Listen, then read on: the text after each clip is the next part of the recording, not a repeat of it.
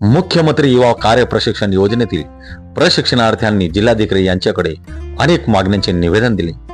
निवेदनात प्रशिक्षण कालावधी वाढवून मिळावा, प्रशिक्षण पूर्ण झाल्यानंतर कायमस्वरूपी कंत्राटी पद्धतीने आदेश मिळावे, विद्यावेतन नियमित व वेळेवर मिळावे, शासकीय व निमशासकीय प्रमाणे रजेच्या सुविधा मिळाव्यात, वयाची अट शिथिल करावी, वयाची अट दाखवून विद्यावेतन न देणाऱ्या अधिकाऱ्यांची चौकशी व्हावी व सर्वांना वेतन मिळावे, अशा विविध मागण्यांची प्रशिक्षणार्थ्यांनी जिल्हाधिकारी यांच्याकडे निवेदन दिले।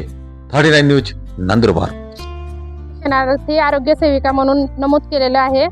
आमची पेमेंट वेळेवर झाली नाही आणि आमच्या सोबत बाकीच्या प्रशिक्षणार्थी आहे त्या 35 वर्षाच्या वरती आहे, तर त्यांना दिलेला त्यांना पण ऑर्डर दिले आहेत, पण त्यांची पेमेंट होणार नाही असं सांगताय। आम्ही DHO सरांकडे भी ही मागणी केली होती आणि कलेक्टर मॅडमांना सुद्धा निवेदन दिले आहे। तर शासनाने आमचे निवेदन मान्य करावे आणि पुढे आमचे प्रशिक्षण वाढीसाठी प्रयत्न करायला पाहिजे।